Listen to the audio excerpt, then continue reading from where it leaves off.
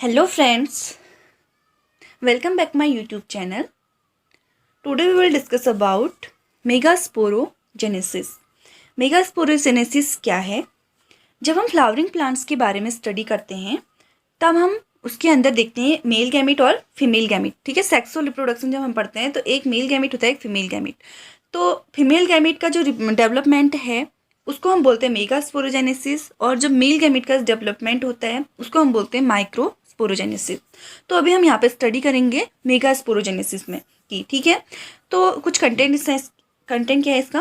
Pistol, gynoecium, megasporangium, ovule, embryo sac. Pistol के बारे में फिर पढ़ेंगे. पहले देखते हैं गाइनोशियम क्या है. The gynoecium represent the female reproductive part of the flower. जो गाइनोशियम है वो क्या करता है? फ्लावरिंग प्लांट्स होते हैं, जो फ्लावर का पार्ट है उसका फीमेल रिप्रोडक्टिव पार्ट रिप्रेजेंट करता है गाइनोशियम. ठीक है, फ्लावर का फीमेल रिप्रोडक्टिव पार्ट रिप्रेजेंट करता है कौन? गाइनोशियम. उसके बाद आता है पिस्टल क्या है. ठीक है, द गाइनोशियम में consist of a single pistil is called monocarpellary, और may have more than one pistil is called multicarpellary. अगर एक कार्पल है, ठीक है, जो पिस्टल होता है उसमें अगर एक कार्पल है तो उसको हम बोलेंगे मोनो मतलब एक, और कार्पल कार्पिलरी. ठीक हो गया, मोनो कार्पिलरी. अगर एक से अधिक कार्पल्स हैं तो उसको हम बोलेंगे मल्टी कार्पिलरी. उसके बाद when there are more than one the pistils may be fuse together is called syncarpous. जो पिस्टल होंगे, ठीक है, एक से अधिक होंगे, मल्टीपल कार्पल्स होंगे और वो आपस में क्या होंगे? फ्यूज्ड होंगे, एक दूसरे से क्या होंगे? अटैच्ड होंगे, तो उसको हम बोलेंगे सिनकार्पस. ठीक है, जहाँ जो फ्यूज्ड होंगे उनको बोलेंगे सिनकार्पस, और जो फ्री होंगे, जो अनफ्यूज्ड होंगे, उनको हम बोलेंगे apocarpous. Each pistol has 3 parts. Her pistol में क्या होते हैं? थ्री पार्ट्स होते हैं. एक स्टिग्मा, स्टाइल एंड ओवरी. अब हम देखेंगे stigma. The stigma serves as a landing platform for pollen grains. क्या बोला है कि जो स्टिग्मा है वो पॉलन ग्रेन्स के लिए एक लैंडिंग प्लेटफॉर्म की तरह कार्य करता है. यहाँ पे ये है हमारा स्टिग्मा. ये हमारा जो पॉलन ग्रेन्स होते हैं वो यहाँ पे आके ड्रॉप होते हैं. ठीक है, यहाँ पे ड्रॉप होते हैं, तो इसको हम इसलिए ये बोल रहे हैं कि यहाँ ये क्या है? स्टिग्मा क्या है? लैंडिंग प्लेटफॉर्म है. किसका? पॉलन ग्रेन्स का. उसके बाद जो पॉलन ग्रेन यहाँ पे ड्रॉप हो जाते हैं तो ये किसके थ्रू मूव करते हैं? स्टाइल के थ्रू मूव करते हैं. जो इलोंगेटेड सिलेंडर पार्ट हमारा दिख रहा है स्टिग्मा के नीचे, इसको हम बोलते हैं स्टाइल. इसी के थ्रू क्या करते हैं? जो हमारे पॉलन ग्रेन्स होते हैं वो मूव करते हैं और कहाँ पहुँचते हैं? फिर ओवरी तक पहुँचते हैं. उसके बाद inside the ovary is the ovarian cavity locule.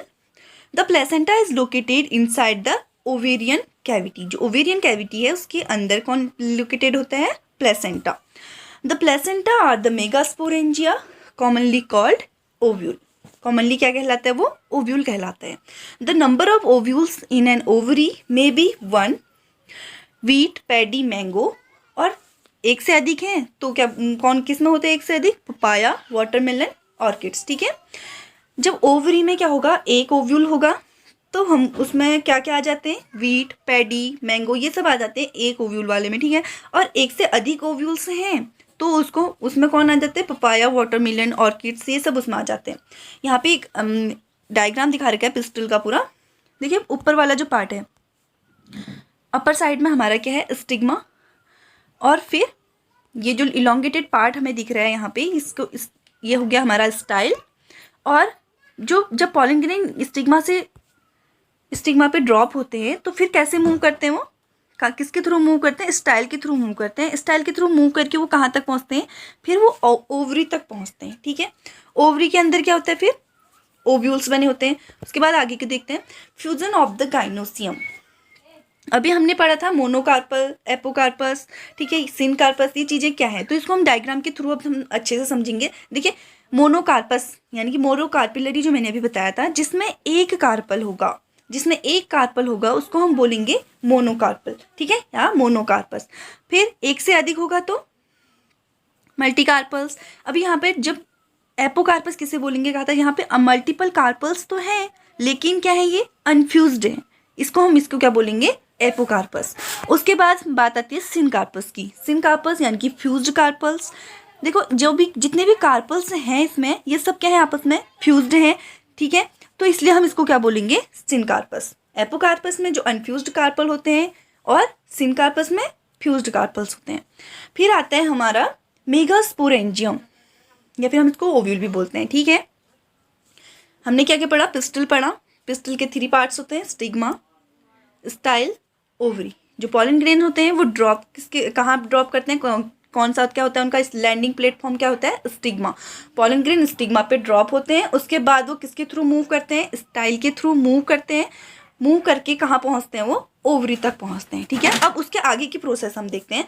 The megasporangium, ovule, ठीक है। The ovule is a small structure attached to the placenta by means of a stalk called funicle. अभी मैं इसको डायग्राम के थ्रू आपको अच्छे से समझाऊंगी कि क्या चीज़ है ये। जो ये बोला कि the ovule is a small structure attached to the placenta by means of a stalk called funicle. कैसा होता है, यहाँ पे प्लेसेंटा प्रेजेंट होता है और इसके ऊपर एक स्टॉक लाइक स्ट्रक्चर आपको दिखेगा। जब हम ओव्यूल बनाते हैं तो इसको हम बोलते हैं फ्यूनिकल्स, ठीक है। यही बात बोल रहा है, जो क्या बोला, the ovule is a small structure attach to the placenta by means of a stalk called funicle. इसको हम बोलते हैं फ्यूनिकल।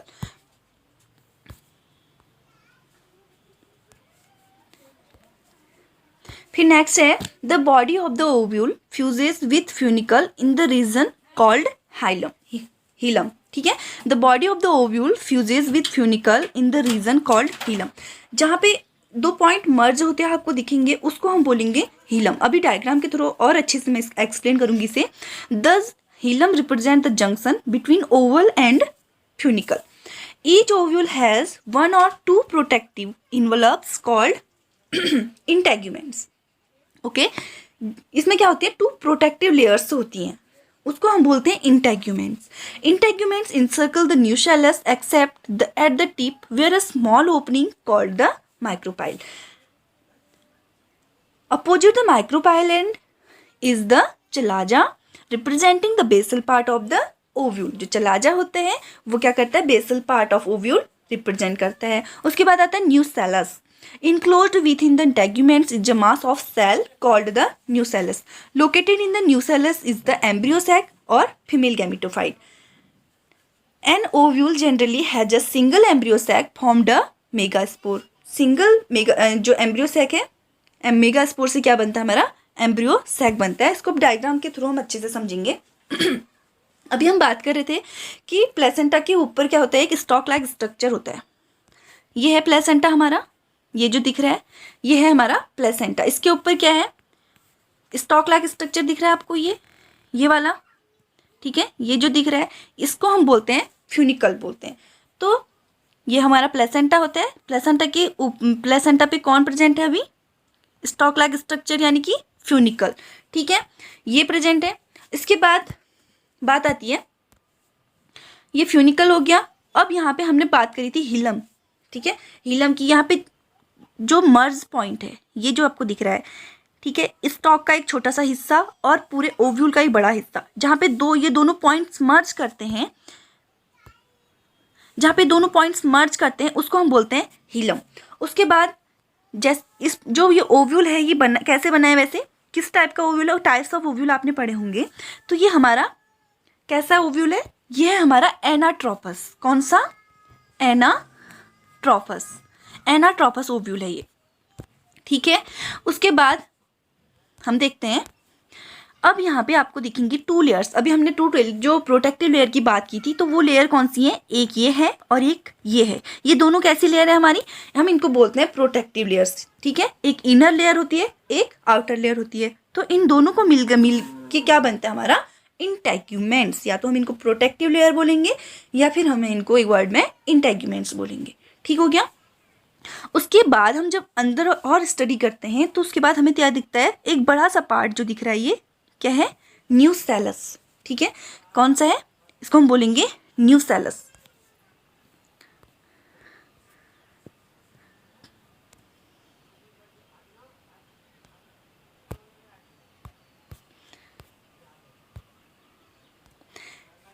जो बड़ा सा पार्ट ये हमें दिख रहा है ये हो गया हमारा न्यूसेलस, ठीक है। इसके अंदर बहुत सारी सेल्स दिख रही हैं और उसके बाद जो सबसे अलग स्ट्रक्चर जिसका दिख रहा है इन सब में, ठीक है, बहुत इन सबसे डिफरेंट दिख रहा है, ये होता है हमारा मेगास्पोर मदर सेल, MMC, हम इसको बोलते हैं MMC, megaspore mother cell.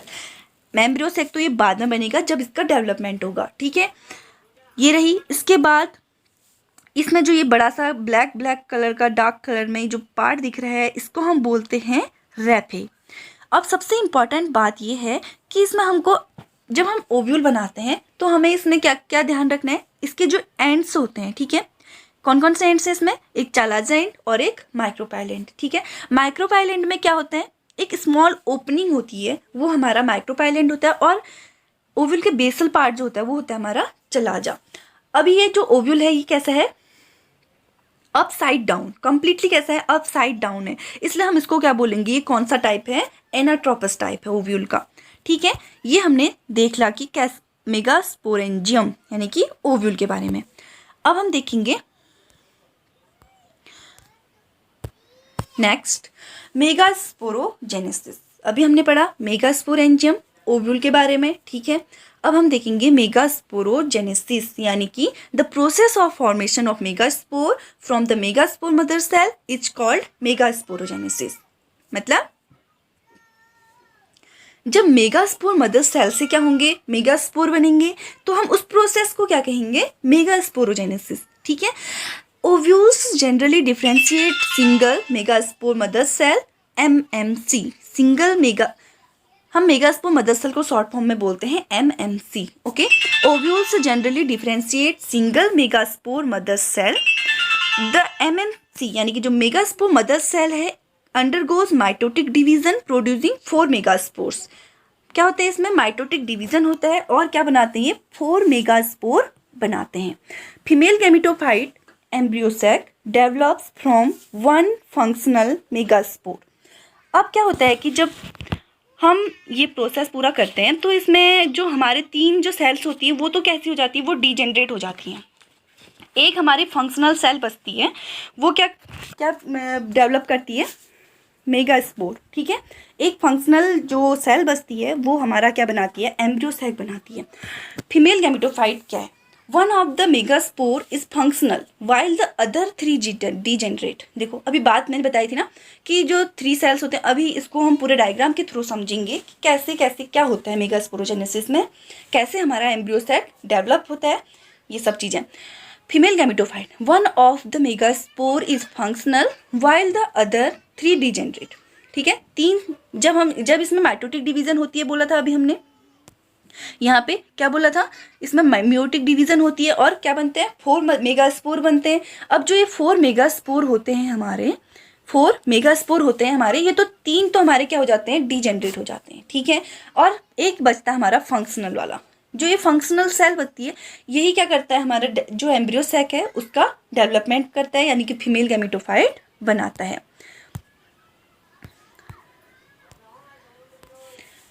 Next है the method of embryo sac formation from a single megaspore is termed monosporic. अब एक ही मेगास्पोर से बन रहा है तो क्या कहलाएगा, मोनो मतलब एक, तो मोनोस्पोरिक डेवलपमेंट हम इसको बोलेंगे।